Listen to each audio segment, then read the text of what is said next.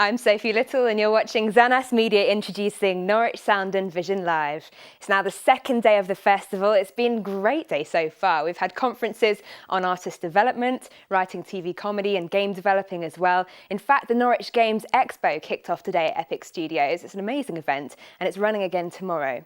If you want to be part of this show, you can tweet us at NS Media or hashtag NS Media.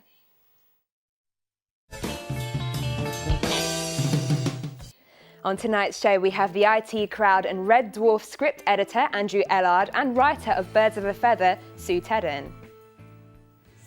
We've also got exclusive behind-the-scenes footage of local band Keep Up. And joining me live in the studio, we've got the folk singer, poet and storyteller Will Varley and the legendary music manager Keith Harris.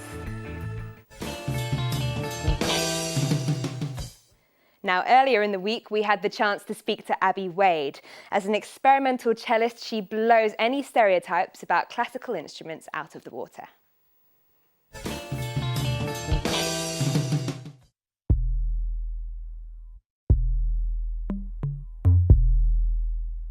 I describe my music as, I guess, experimental. It's quite hard to categorise, I guess. Recently I've been introducing beats and stuff into it, so it's kind of got that electronic sound as well. But yeah, quite experimental but melodic, and yeah, with that introduction of electronics. Blood down your fist, but you never hurt me, my love. My musical background is kind of, well, with the cello was quite sporadic, so I had some lessons and then I would stop for a while and then have another teacher, and yeah, I remember my teacher came to watch me play at an orchestra and she was very surprised that I was still playing, so I think we might have fallen out at some point. So yeah, maybe she didn't like me hitting it, I'm not sure.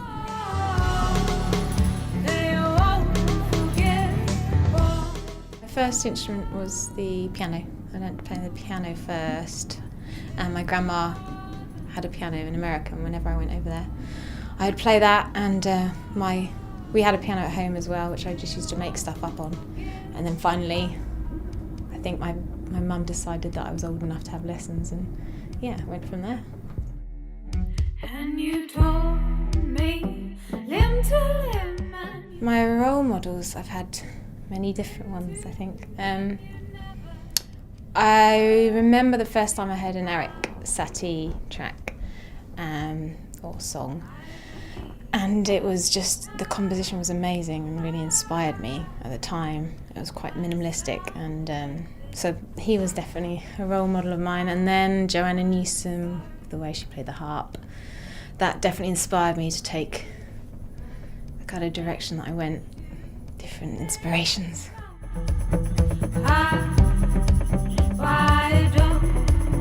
The lyrics of Boxer are kind of about the fights within a relationship, and so it's not necessarily a sexual relationship, it's kind of it could be friendship, relationship, anything, but it's kind of extended into the imagery of obviously a boxing ring and boxers and kind of domestic violence and all that kind of stuff. It's all within the track, so quite light-hearted, happy.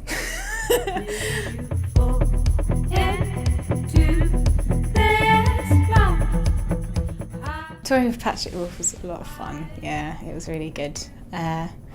We had a lot of laughs. He taught me to drink whiskey before I went on stage, which was good. Learned a lot. It was brilliant just to be playing all the time. It's really tiring though, touring, exhausting, but yeah, great experience.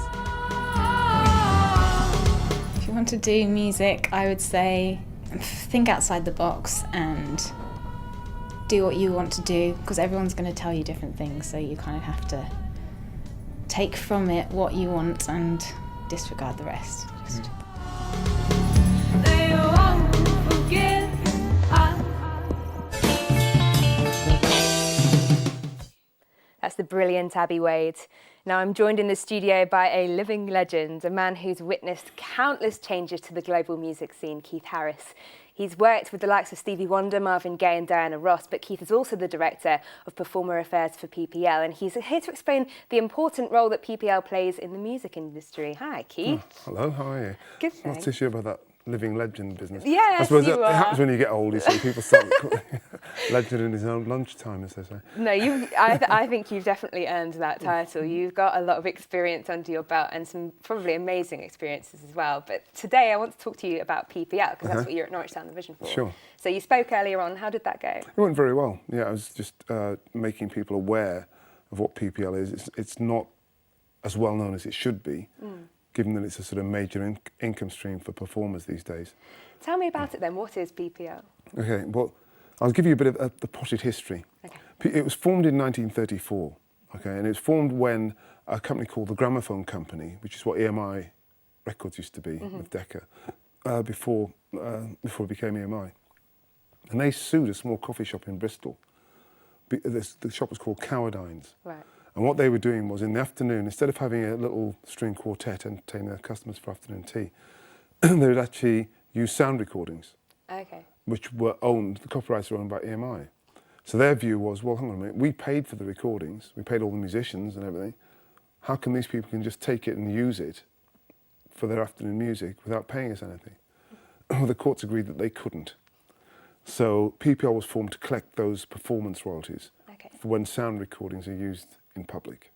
Okay, and it's developed a lot since then. Well, yeah, because originally the original copyright was only to the record companies. Yeah. The performers didn't have a share in it.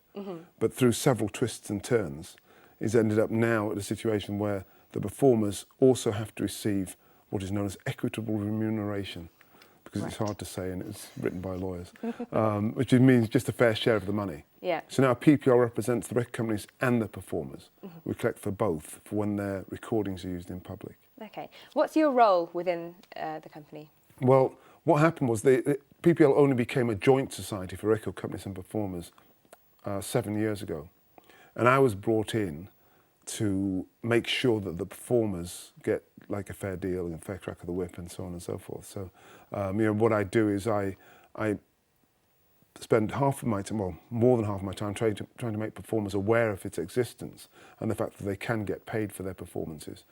And then the rest of it in sort of more the sort of boardroom, making decisions about, how the money gets divided and the kind of areas we need to concentrate on in order to maximise income for all the performers. So do you get a lot of contact with artists? Yeah, but my whole career really has been working with artists. In fact, we have a team of, I'm glad to say, much younger people who deal with, a lot of the newer and younger artists. But I do inevitably, bump into artists, either people I've known for years or some of them. Actually, oddly enough, I meet quite a lot of younger artists because my son is also an artist manager. Really? So he's kind of one generation down and working with some good acts. That must be quite exciting to sort of live through that as well and see him doing. Yeah, I'm not sure it was a good idea. As usual, I advised him not to, but children always do what they're told not to do. But he's done quite well, so I'm happy about it. So moving away from PPL, Music Tank as well, you're involved with that. What can you tell me about that? Okay, Music Tank, what happened was I was involved for a long time with the University of Westminster and their honours degree in commercial music, where I wrote and taught the music business module. And Music Tank is an offshoot of the university. And it grew out of the fact that in the late 90s and early 2000s, the university recognised that, first of all, in new media, lots of companies were becoming sort of micro businesses, just one or two people working kind of in isolation. And the music industry was also starting to go the same way.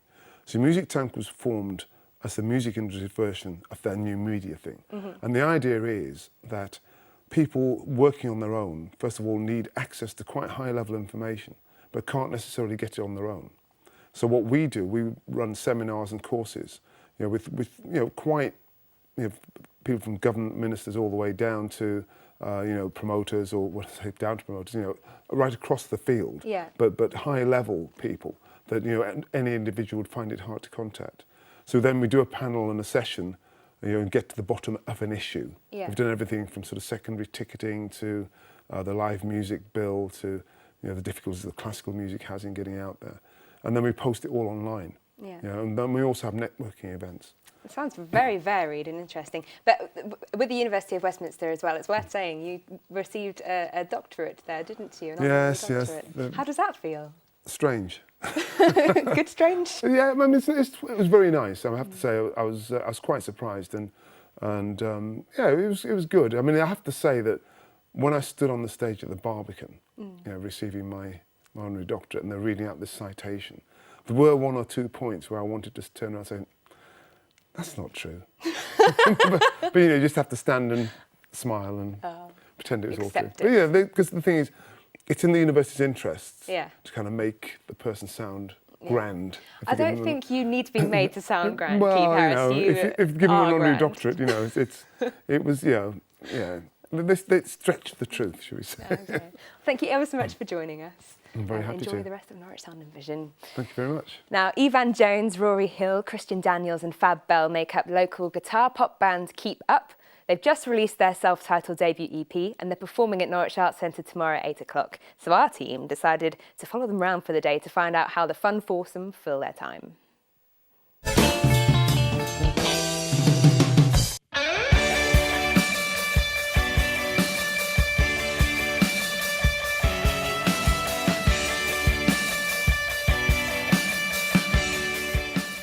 Hey Norwich Sound and Vision, we're going to go and see Rory on Magdalen Street now. Let's go. It's my house right here, whole thing. Come in. Awesome. I don't know what you're saying. Yeah, it's my birthday, it's great, I had a fry up. We went for a nice tour of Magdalen Street and Anglia Square. Now having some carver, birthday carver, because it's carver hour. This is just a normal day. Actually, that's probably not miles away. Say you want to be on me. How is your carver? It's good, carver's good. Mine's got a bit of hair in it actually. Ah. What's the nose like, Rory? Got a bit of a blocked nose. Yeah. It smells a bit Earthy. toilety. actually. Toilety? Yeah, with Tesco finest.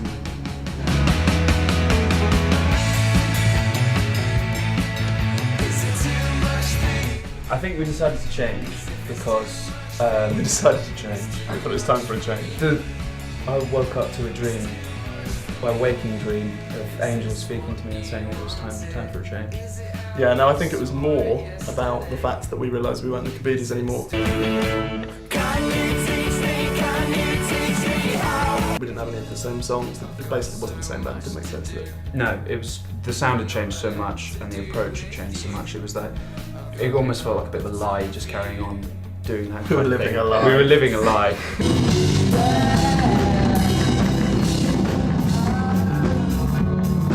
It'd be good if we had a band name where, like, if someone asked us, "How did you come up with the name?" we'd be like, "Well, it's a really interesting story, actually." And it's But not. we can't remember. Not one of us. That's the most uninteresting story. I think we were maybe sat in the studio. I think me and Ivan were typing in words. And by this point, we'd gotten so angry that we couldn't find anything, like nothing was working. We were going to be called Bridge at one point because we just saw a Bridge bridge. is taken. Bridge is taken. But quite a successful hook. A lovely desk with my shout. Yeah. That's not been taken. No, that's still the backup. Or if lovely Keep Up doesn't shelf. work. Promiscuous calculator. I don't know what to say to you. I think the transition had already happened to an extent that we'd already changed our music. As soon as Christian joined the band and Haley left, the style changed obviously immediately. But it's going to be a tough one because we basically have to start from scratch because we are essentially a completely new band. A lot of it's tough getting fans of the old band to come back to like start something completely new again. And I think a few people have been alienated by the change in sound, but that's kind of just a sacrifice we've got to make.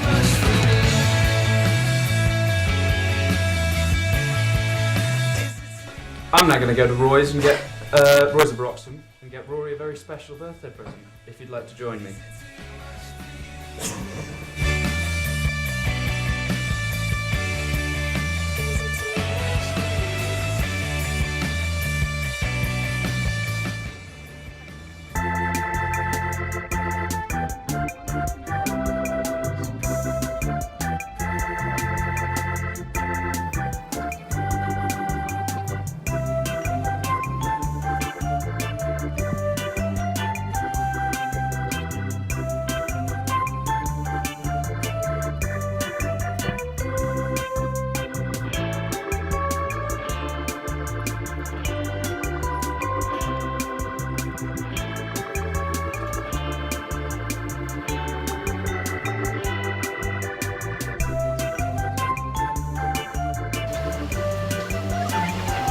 kit for his birthday. Very nice. Some bread. King's Meal 50/50. A clip-on tie. Some mince pies. Very festive, I thought. Happy birthday, Rory. Hey guys, we're back at the house now. Rory's really enjoying his birthday presents, so thanks very much for helping me choose. We are going to be playing at the Arts Centre on Saturday at 9 o'clock, so please join us then. Thanks for hanging out. We're going to keep up. Bye! High-vis jackets are definitely making it onto my Christmas list. Now, joining me in the studio is 26-year-old folk singer, poet, storyteller and novelist from London, Will Varley. Will, you do a lot.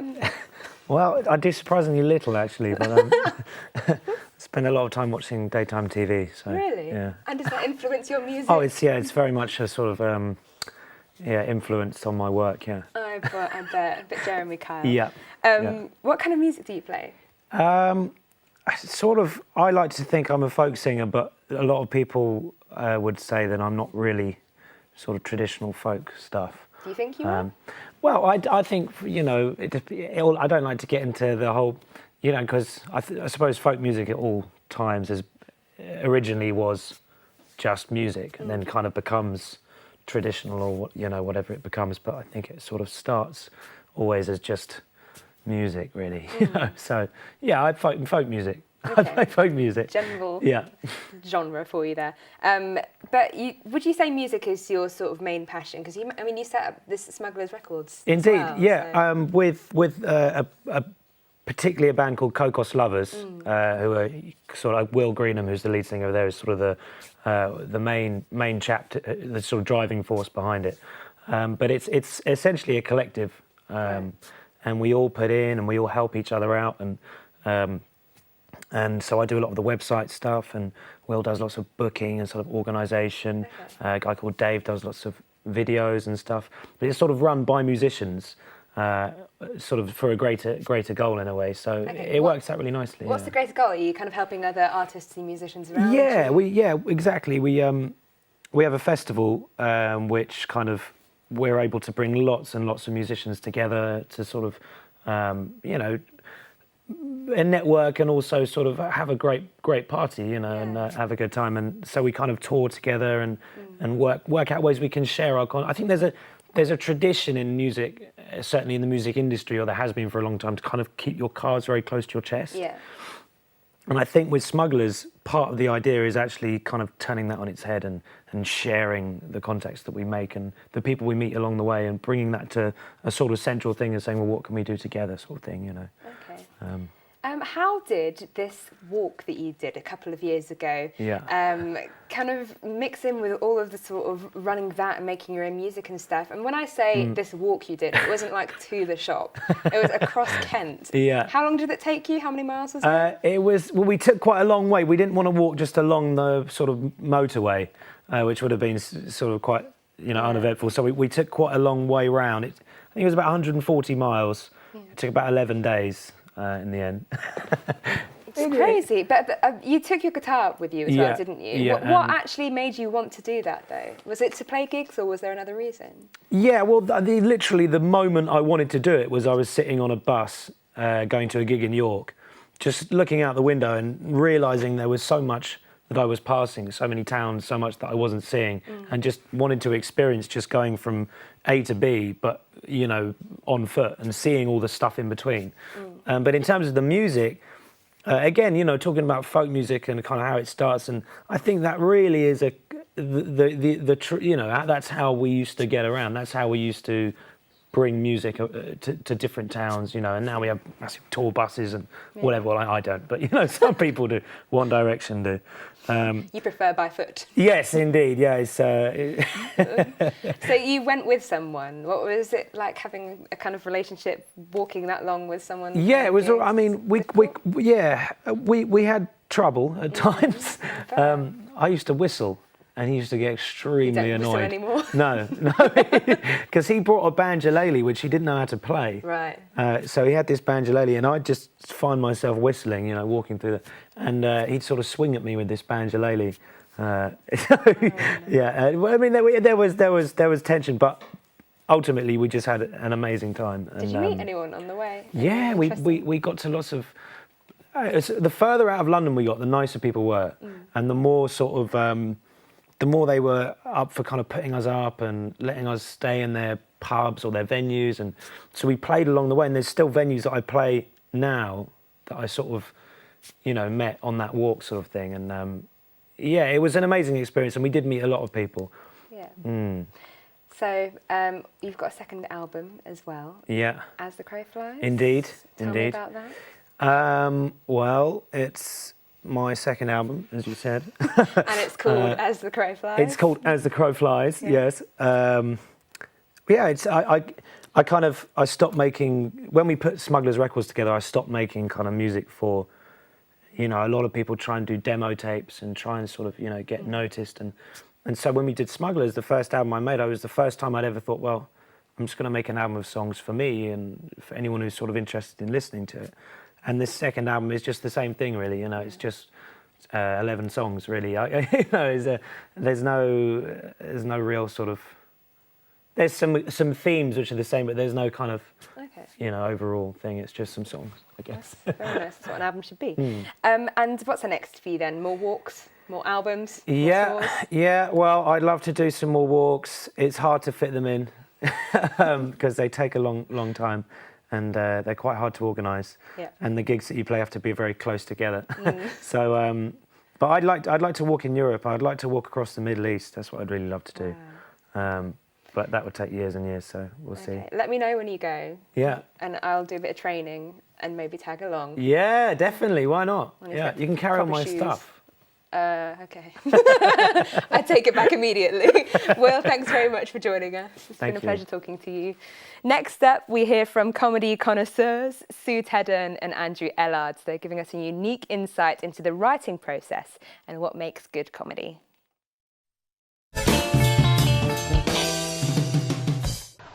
Strange. I didn't sense us turning. Turning now, ma'am. Turning right now, ma'am.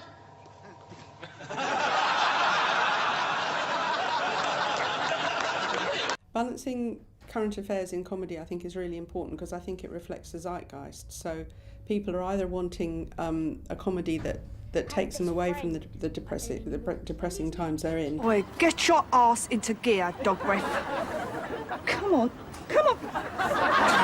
Dirty dog. You can't help but mention things that are going on in day-to-day life. You can't help but mention things that connect the world and that we're all used to now. Did you know that in the 1970s in Sweden, 20% of all traffic accidents involved a moose? A moose? It's crazy, that, isn't it? Well, if they're stupid enough to let them drive, what the hell do they expect? There is a thing where sometimes you realise that you've written a character to just be a cipher. Usually it's a one-off. A character comes in to be the girlfriend or, whatever. You always see Friends kind of really struggling with that and casting really high to try and compensate for the fact that otherwise it's just one of the people that they have to date. But if you cast a really great character actor in that, maybe they'll elevate the material. So if the character is well created and rounded, either by you creating it or by the creator creating it, you absolutely know instinctively what they're going to do and how they're going to speak and how they're going to be funny in a different way to the other characters. You stop one more time and you're going to wake up in a pizza. Predictable behaviour becomes incredibly useful. Good characterisation gives you predictable behaviour. You know that Rimmer will be officious in a certain situation. You know that Lister will be slobby. You know that Moss will view things in quite a cheery but nerdy capacity.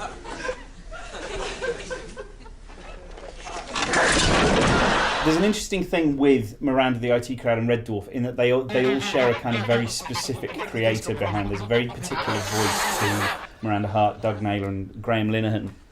And so there's actually kind of similarities in working with all of them in that mostly they don't come to me as a script editor until they've really got something, usually an actual draft.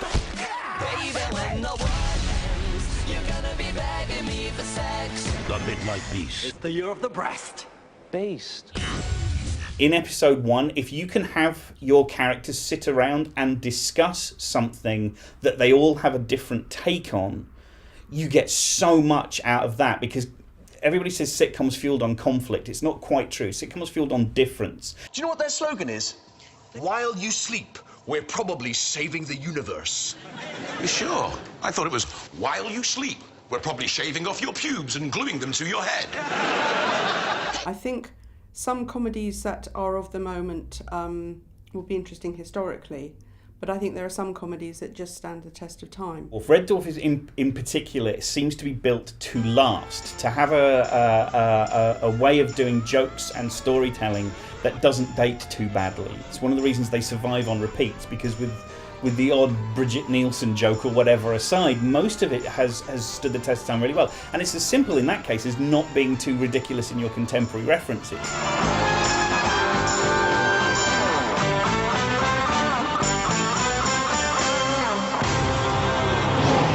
I've been working on a pilot for a radio series that is planned to go to TV, but it just had a rejection quite recently, so we're waiting to decide what to do with it next. But we've made a radio pilot of it with a really good cast. Actually, I wrote a thriller, I wrote a kind of horror movie called After Death, which is in editing at the moment, is in post, and was done low budget, but with a look and with a hell of a cast.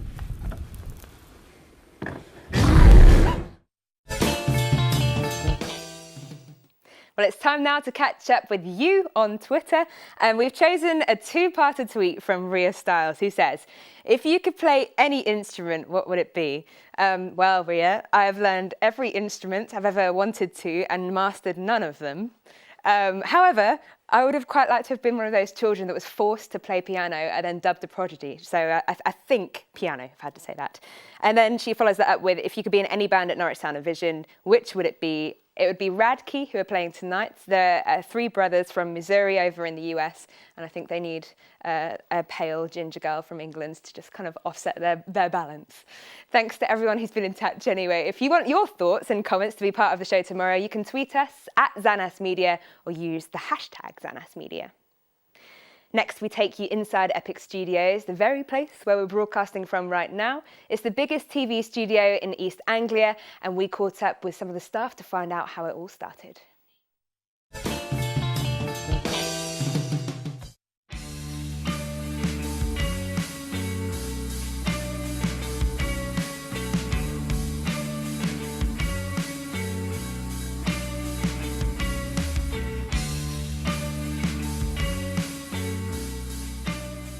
What Epic is now is a business plan that I created back in 2005 when Anglia TV pulled out of the building. And at the time, I couldn't afford to buy it. Anglia wanted too much money, so the council took the business plan that I created and created Epic, virtually identical to the business plan I created. And then 2 years ago, 3 years ago, started negotiating with the council to take it over, as things have got tough for everyone, and had a new vision for what we could do with it and create the new Epic.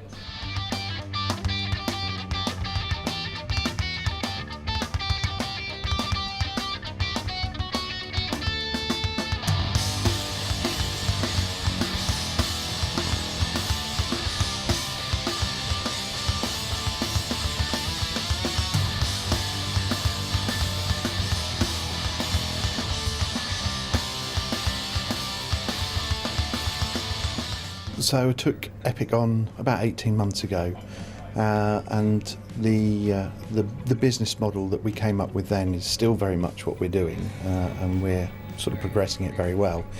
And the basic model was changing it from a TV-only studio, which was making shows for external people, to make our own TV, and with the internet going the way it is, it's a great output. We don't need to make shows for BBC anymore. We can make shows for ourselves from Norwich. A great saying is live from Norwich, which is the old Sale of the Century, which used to be made here. So we're live from Norwich again, and with the internet we can reach the world. We have viewers in New Zealand, Argentina, Russia, China, America, all over. So the business model is now that we create shows, and they can be from music, comedy, entertainment, to sports, boxing, wrestling, fencing. So we create our own shows here, and we create the television for it for the internet. Norwich Sound and Vision is a great thing for Norwich to be involved with. It's a great way of getting what I class as new media, whether it's music, sound or vision, getting Norwich into one time scale, one place, lots of different venues, and getting it out to the world and shouting about what we actually have in Norwich. And it is phenomenal to see our skill base in Norwich, whether that is from musicians, media. Although we've lost a lot of media in the years, there is still an incredible talent base here, to musicians, to the gaming. You know, it's a great timing to get the creative people together in 1 week, talk about the industries, and have a good laugh at the same time. Well, sadly, we've come to the end of our show for today, so thanks to Will Varley and Keith Harris for coming into the studio. And I hope you're all enjoying the festival so far. I think it's been great, and the best news is there's still more to come. Tonight, Kilimon Jambo play Epic Studios, Dems and Radkey are both playing at Norwich Arts Centre, and the fantastic Islet are going to be at the Hog in Armour.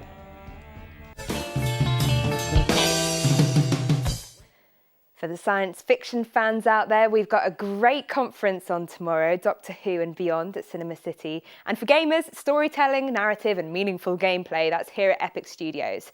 A full schedule of events and ticket prices can all be found on the Sound and Vision website if you're not on it already. Now go and grab yourself a drink and stay tuned online to hear the live gigs that are going to be streamed straight after this show. Thank you very much for watching. We'll be back tomorrow night at the later time of 8:20. I'm Sophie Little and you've been watching Norwich Sound and Vision Live. Good night.